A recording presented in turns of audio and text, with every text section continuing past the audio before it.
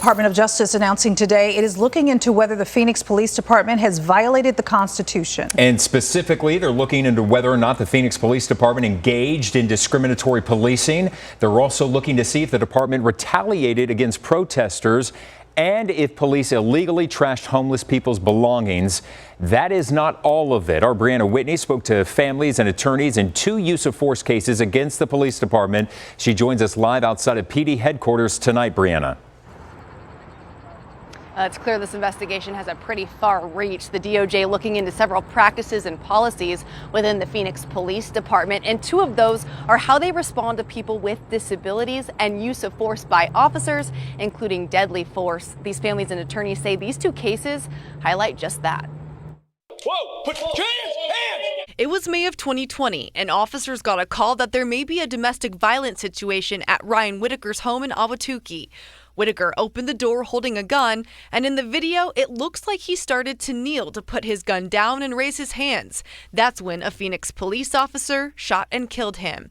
His girlfriend telling police they weren't arguing. The noise had been coming from a video game they were playing. A lack of trust and confidence in policing in general. Ryan's brother Steven says while he respects law enforcement, the death of his brother opened his eyes to what he believes are major issues within the Phoenix Police Department.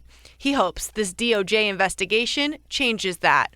I do feel like that there is a systemic problem of covering for each other and lying for each other. And the Whitaker family isn't the only one. The attorneys representing Timothy Lopez's family say this federal investigation is big too. We think this is exactly the type of case that has drawn the attention of the government and does need review. Julie Murphy and Daisy Ione just filing a lawsuit against the city.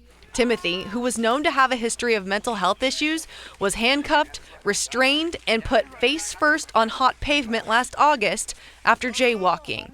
You can see in this body camera video, he was later put face down in the police car where he began seizing and his eyes were rolling into the back of his head. He was later pronounced dead, and his cause of death was cardiac arrest from meth, cardiomyopathy, and physical restraint. I think it's really important to remember here that Timothy was an individual who was experiencing a mental health crisis.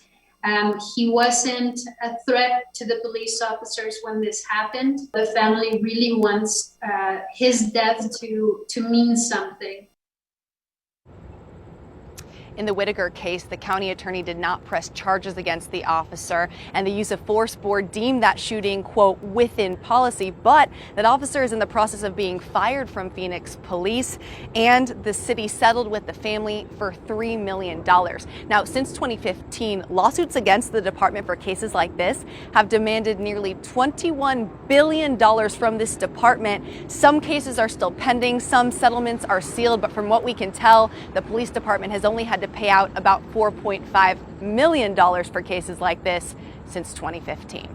Reporting live in Phoenix tonight, Brianna Whitney for Arizona's Family. Solid reporting tonight, Brianna. Thank you. Phoenix Police Chief Jerry Williams says that she welcomes this review, calling it a, quote, opportunity. She also says that her team has reinforced the police department, reformed it from the ground up.